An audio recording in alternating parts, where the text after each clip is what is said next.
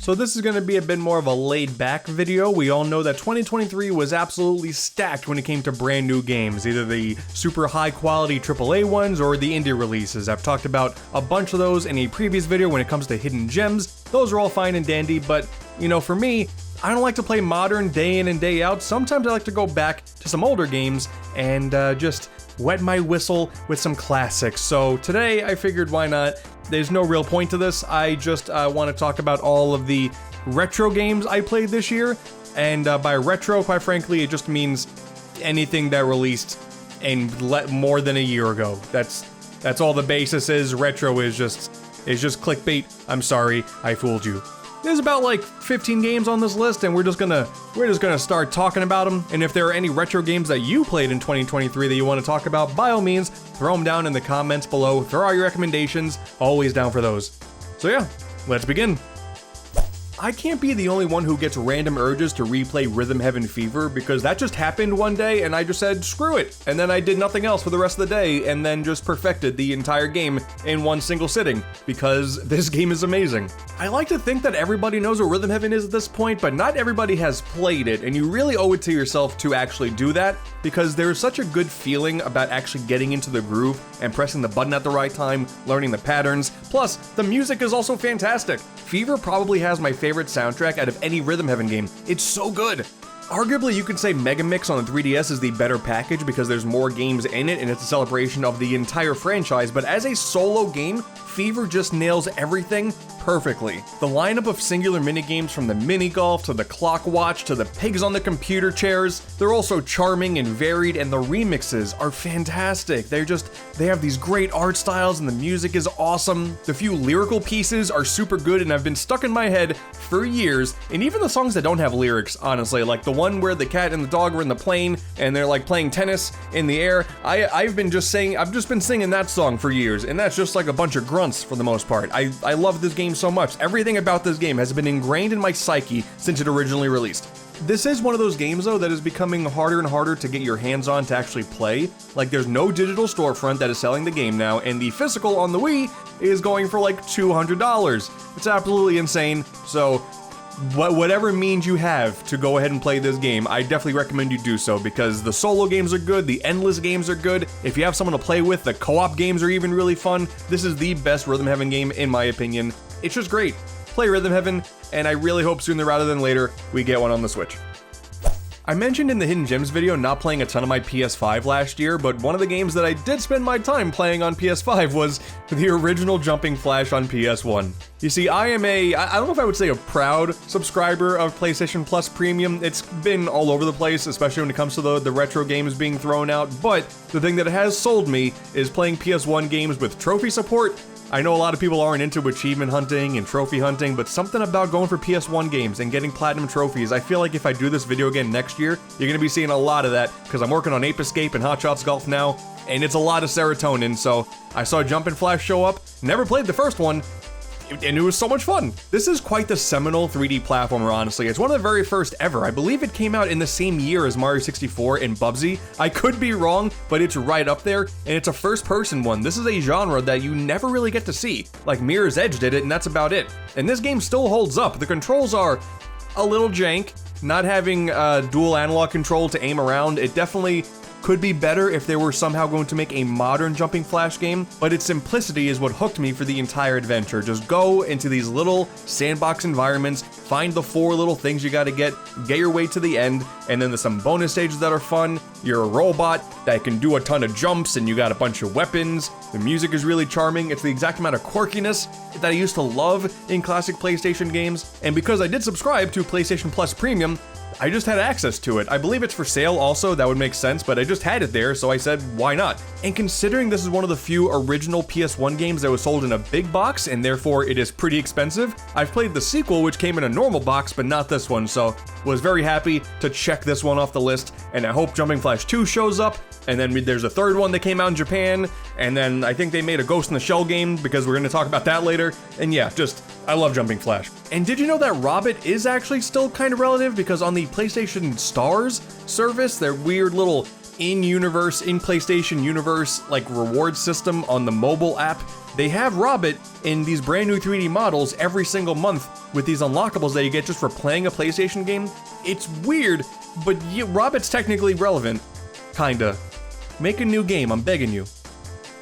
And hey, look at this, an Xbox game now, just to prove you guys that I don't just play Nintendo games, but platformers, yeah, that still takes high priority. Voodoo Vince Remastered! I've owned this game for years and just never had the time to go ahead and play it, but the whole idea of Xbox exclusive platformers is so fascinating to me, because like none of the games in that list ever took off and they're still exclusive to any Xbox console, or Steam, I guess. But hey, it was really cool to knock this one off the list because I really enjoyed this. Mechanically, it doesn't really do anything that crazy, like you run around, you have a spin move, and you can do very basic combat. The platforming is decent with double jumps and hovering, like all the typical stuff. All of the cool things come from its aesthetics. Like because you're a voodoo doll, you get to cause harm to yourself and damage other things around you. Cool. Mechanically, it doesn't really mean a whole lot. Like there are a couple parts where you can set yourself on fire and then cause fire damage to things. Like that's kind of cool, but you also have like these screen nuke moves where you can knock out everything around you by like stabbing yourself with a bunch of pins. Neat, but more so it's just really cool that you're in this New Orleans like city streets and there's like this magical undertone that's going on throughout the entire adventure. The music is filled with a lot of jazz. It's just a very cool world to play a platformer in. Since I'm such a fan of like the PS2 GameCube era of platformers, this really fits right in as like quite the B tier platformer. It doesn't really do anything remarkable, but it's really solid, so if you like this genre, you're guaranteed to have a good time with this. Just don't expect a ton going into it. It was fun. This was a fun game. It was a fun platformer, fun to see the history of Xbox platformers, and the fact that they remastered this years ago is wild to me, because nowadays they have the backward compatibility stuff. They could have very easily just done that, but no, this is technically an Xbox One game, so it looked and ran pretty good on my Series X. The one thing that's super irritating though, is that I was so close to getting every single achievement in this game, but because I did the final boss right before getting one of the final collectibles in the level that was leading to the final boss, for some reason, that achievement is glitched, so now I'm just permanently stuck with that, otherwise I have to play the entire game again. And listen, I liked this game, not enough to play it twice.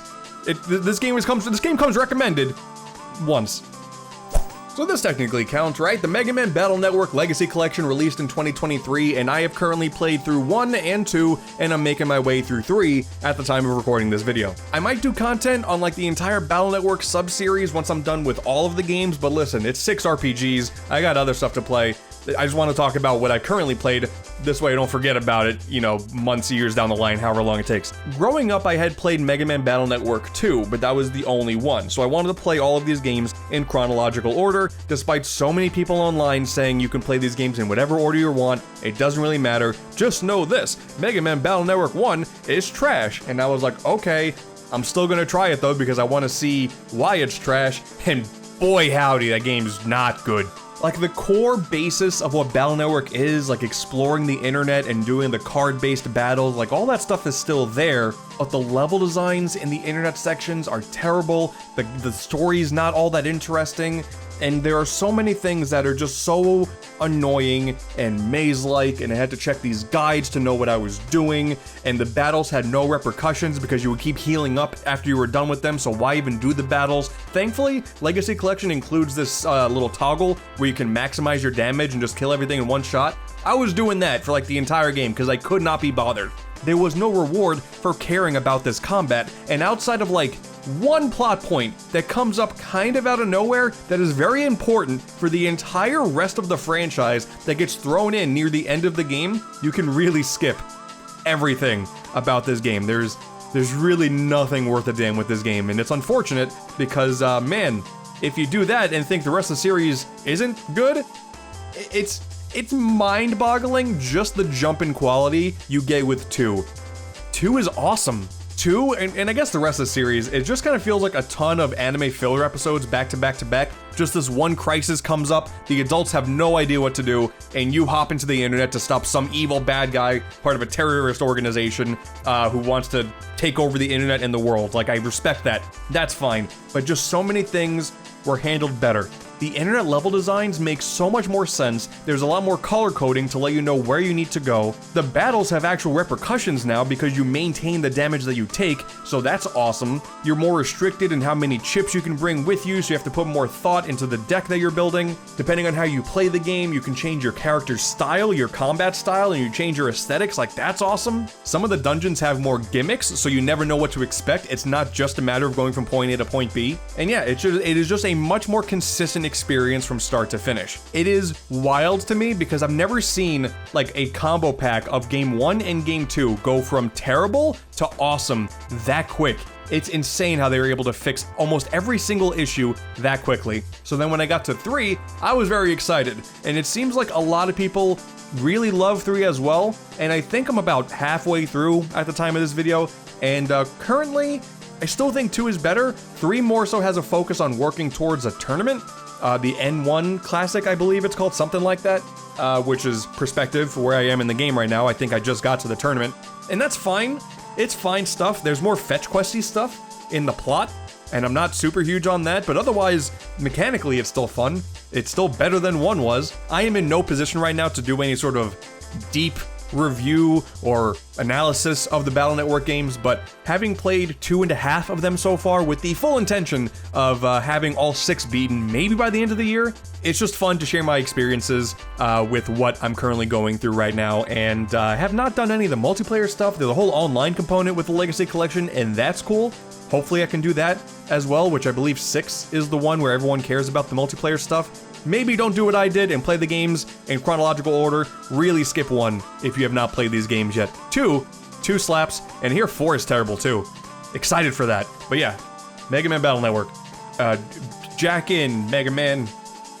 2023 was the year of Pikmin, baby. That is one of my favorite franchises of all time. I adore Pikmin so much. I've made a whole video on Pikmin 4 already, so you guys know how much I love it. That was my game of the year, no doubt. So having Pikmin 1 and 2 come to the Switch, I also replayed Pikmin 3 Deluxe just because I was in the mood for it.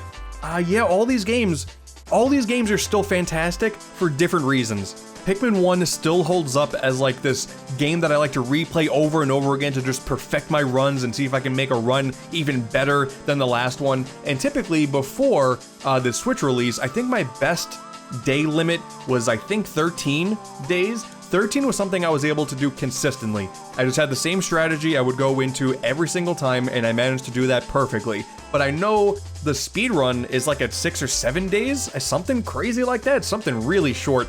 So I was like, okay, now that I've played the Switch version, I'm going to try doing it a second time and see if I can do better. And I did it in 9 days. I beat Pikmin 1 with 9 days. It took so many restarts because so many Pikmin would die. Listen, I love this game, but it's so jank. But man, I did it in 9 days. That's one of my crowning achievements. It's a fantastic game. Plus, even though I knew the physical was coming, I bought Pikmin 1 digitally because I was going on a flight, and I said, why not? The game is short enough. I beat the entirety of Pikmin 1 on a plane ride, and I love that. That's just one of the coolest things about the Switch. But then when the physical of 1 and 2 came out, I played through 2 again. And like I said before, I do really love Pikmin 2, like just the amount of content is great because Pikmin is just fun to play. But man, I always forget how rough some of the randomly generated dungeons can be. The game just hates you, man. This game just hates you and wants you dead at every possible chance. So the amount of times I just press the home button to quit and jump back in, listen, I feel like I have to. I'm not someone who really needs to have a no-death run in Pikmin, but it feels super extra punishing when something that's kind of out of your control happens and you lose a bunch of your Pikmin.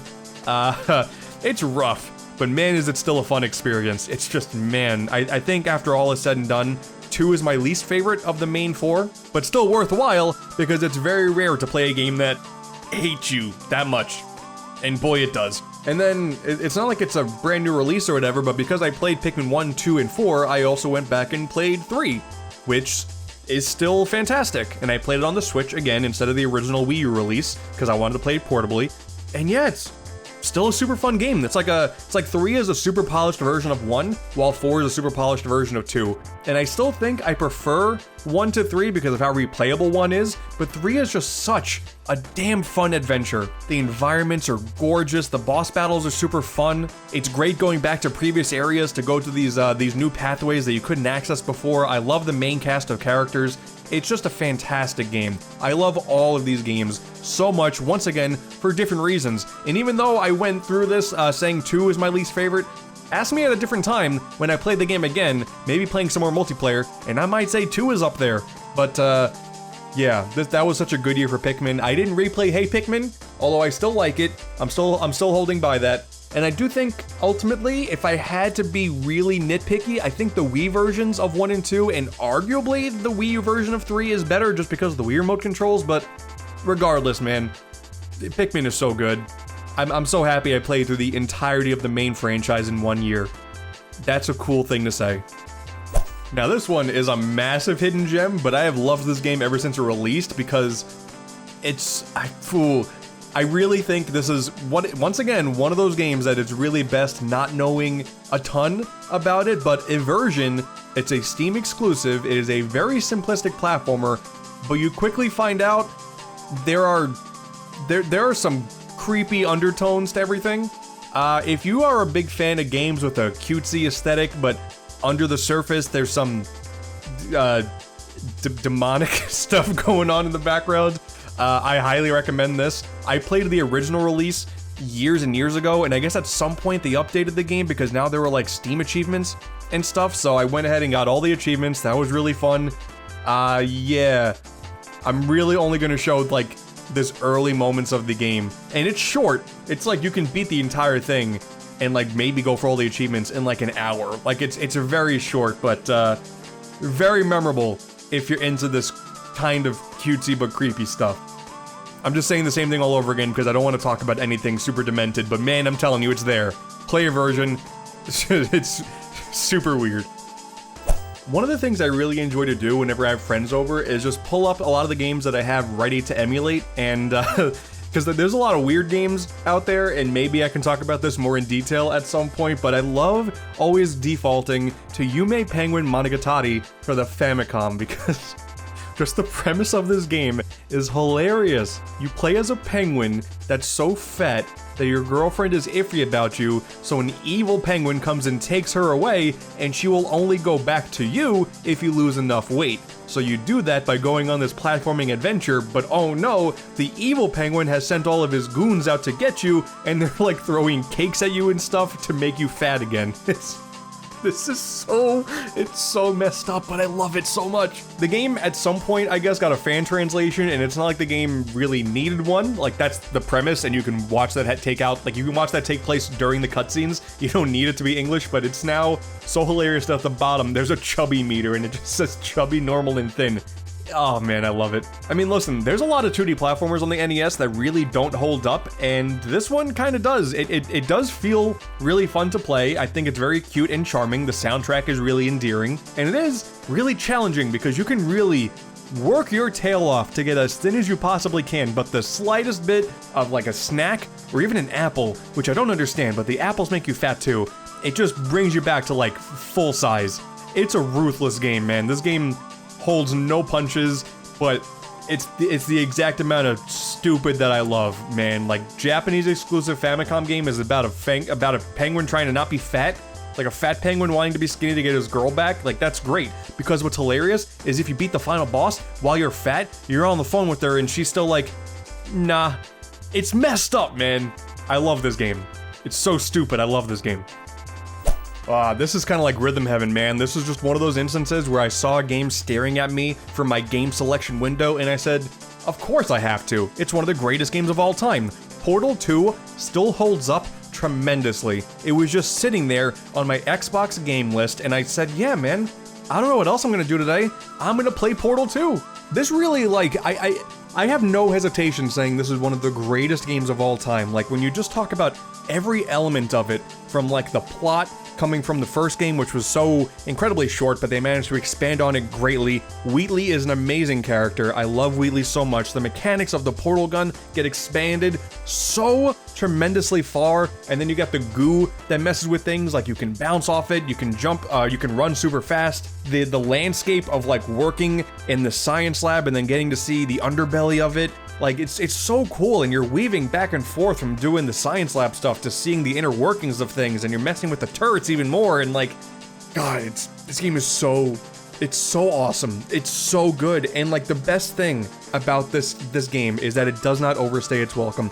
That's something that Valve, even though I haven't played every single Valve game there is, they really know how to not make a game overstay its welcome. It is the perfect length. Like, the first game is like a really short, just puzzle showcase, you're in and you're out, no big deal. But this game is a lot longer because it's trying to tell a lot longer of a story, but I think it took me like, I don't know, 7 or 8 hours to finish? It's like a very normal length for a game, and I just felt super satiated when it was all said and done. Sometimes it's just really fun to go back to a game that you already know is a masterpiece and just reconfirm to yourself that it is a masterpiece. And yeah, going back to like Rhythm Heaven Fever, which is also an incredible game, and then going back to Portal 2, and Pikmin, like I knew that these games held a place in my heart as some of the greatest games of all time, and playing it once again still is that way. Although, I'm not playing the co-op, which is a big problem. So hopefully now that I have the game resituated in my brain, I can knock that out as well, because that's a big hole in my backlog I need to get over with. So, yeah, man, if you haven't played Portal 2 in a minute, God, play it again. It's awesome. During October of last year, I really wanted to take some time and play some spooky games that I never got around to playing. And I think I had played Resident Evil, the new Separate Ways DLC for RE4, and that was great. But in terms of older games, I first knocked out Little Nightmares 2. You tell me that we have like a kinda side-scrolling platformer that's like really spooky and creepy, and boy, I love that so much, because I'm not super big into like a lot of scary stuff, but just having a spooky atmosphere that tells a very interesting and subtle story, man, Little Nightmares is fantastic. I had played the first one years ago, but the second one has just been elusive to me for the longest time, and this year, I said screw it. I played it on the Nintendo Switch, and yeah, it's great. It kinda has very similar vibes to like Inside and Limbo, this whole idea of like you have no idea what's going on, but the only thing you can do is go left to right, stuff is happening in the background you gotta worry about, and it's like, it definitely carries that vibe, but this is my favorite in that space, Little Nightmares 1 and 2. I do think the first game is a little bit better in terms of how the bosses were handled and the general plot, but once you realize what 2 is setting up in terms of like the series timeline, and you have that big oh moment, it really like still cements itself as just an incredible game. Each chapter just being based off of like a new spooky bad guy, and they're all part of some big group, and you have no idea exactly what's going on. Both games master this like so well. And the big thing with the sequel is you have another character joining you along the way. And who is this character? Why were they kidnapped, and why are you rescuing them? What's their goal and objective? And once again, when everything clicks and you just have that big oh moment, like, this game goes from being good to great, and even though I think the first game is better, Little Nightmares 2, God, it's so good. And the fact that we're supposed to be getting Little Nightmares 3 in 2024, that was another reason why I finally decided to knock this off the list, because I'm so excited for that. I know the development history is going to be a little weird, because I don't think that game is made by the same devs, but I don't know, man. I just love what I'm playing here. Little Nightmares is great. And the third game I played for Halloween is Splatterhouse for the PlayStation 3. This is one of those games that I had been wanting to play for the longest time because I didn't own it, but it's one of those interesting 360 PS3 era cases of the game did not get a digital release, it has not gotten a modern port at the time of this video, and the physical is very expensive, at least on PS3. So I put my money where my mouth is, I really wanted to play it, I spent like $80 on it, and instead of just having it sit on my shelf for years and years, I said, okay, I'm gonna play it. And yeah, it was fine. I really respect like the whole idea of bringing arcade and classic franchises back in new ways and just seeing how the company wants to revitalize it. And even though this game I do think ultimately was just fine, it is a pretty decent modern interpretation of the classic Splatterhouse. It is just an absolute ridiculous and over-the-top gore fest with these kind of creepy looking monsters. The mask is like the coolest part about the entire game because you're just a nerd. You're just some nerd trying to save your girlfriend in this mask. Oh, this mask turns you into a badass, and it's voiced by Jim Cummings. Are you kidding me right now? Like it's my favorite part of the whole game is just the mask's dialogue. It was so good to just hear him speak because Jim Cummings' voice, if you don't know who he is, I'm just telling you, just go look him up. His voice acting is phenomenal, and the fact that they got him for this game, it's incredible. I think some of the weird things come in the fact like the combat is not super refined, the platforming is not super refined. One of the unlockables is pieces of photography of your girlfriend not clothed, and that's weird. It's very weird. So I think there are multiple reasons why they can't just do a modern port of this from mechanics and then also handling the girlfriend. But for what it is, it was still a fine enough time. Oh god, the loading screens were also obnoxious. You die like a bunch because the game isn't super polished and the loading times are terrible. I mean, I guess for the sake of preservation, it would be cool if they somehow got this game ported. I mean, apparently Lollipop Chainsaw is supposed to be showing up on modern consoles soon, so why not this? Not worth $80. I mean, I guess I'll say that much, but still glad that I played it. Plus, I also played some Splatterhouse 2 in there, which was unlockable, and that game's fun. So, yeah, the weakest of the Halloween games this year, but hopefully next year I can do better with my Halloween selections. One of my goals last year, which is going to be a goal that I just hopefully try to achieve for years and years in the future, is to explore more of the wacky and weird games that I missed out on consoles like the PlayStation 1. So randomly I said, screw it, I'm gonna finally try out Harmful Park, because I had known about this game for years as being a shooter with some of the best sprite work you can find on the PlayStation 1 only in Japan, and sure enough, it's great. There is an entire subgenre of shooters like this called Cute-em-ups, and like in terms of like the really wacky ones, you have games like Parodius by Konami, which is also fantastic, but this game stands out by having these girls as playable characters. The weapons are insane because you can like throw pies and stuff, and it's sure, why not? And then yeah, the sprite work is definitely some of the best sprite work on this console, like one of the best looking games on this entire system from any region. It looks awesome. The levels are really varied, the bosses all come out of absolutely nowhere, the weapons are just bombastic and fun, especially with the special moves you can pull off, it was just a really engaging shooter. Sometimes it's hard for a shooter to feel engaging from start to finish, but this one was definitely up there. There is a story as well that plays out through these little cutscenes, and I didn't even realize there was an English patch for this game, and I played the entire game in Japanese, but I feel like I didn't need to know the intense plot of Harmful Park. There's some evil guy, and you're flying through all these lands to stop him. Like, listen, if you're also interested in all these crazy, wacky, retro, like Japanese exclusives out there, then man, Harmful Park, such a good game, such a recommendation right there. In my continuous quest to play more PS1 games that are just on my backlog and have been for years, I was over at a buddy's house late last year, and we decided, screw it, you want to play through Ghost in the Shell on PS1? And without hesitating, yeah, why not, of course. So I know absolutely nothing about the anime. I know it's very well regarded, but I've never seen it. I knew a lot more about the game because everyone would talk about how cool it was, how the aesthetics were super awesome, it controlled pretty well, had a cool look for it for a 3D PS1 game, and I just had to see for myself what the fuss was all about. And yeah, we beat this in one sitting, and it was awesome. So the bright side about this game is you can play it without knowing anything about the anime, just aside from the fact that it's basically like what the 90s used to think the future looked like, which is an incredible aesthetic. I love that so much, and this captures that to a T. You play as this little robot guy, which isn't even the main character from the anime. Like, once again, I have no idea where the timeline takes place. There are cutscenes that, like, once again, it all looks cool. I love the world of this, and I am more inspired to watch the anime now, but it didn't matter. I was just a little robot thing with guns, and I was able to go around and just cause havoc, and it was awesome. I think the thing that's like the most impressive about this game, though, is the amount of variety. It's pretty short. You can beat it maybe in an hour. It took me about 2 hours. There's like 10 or so stages, and they're all pretty varied. You're rarely ever doing the same thing more than once. You may control the same character at all times, but there are high-speed chases. You're in these little areas where you have to find a certain number of bombs. Near the end, there's platforming. There's some dungeon crawling with these areas where you can put on night vision goggles. Like, there's a lot of variety packed into this pretty short adventure.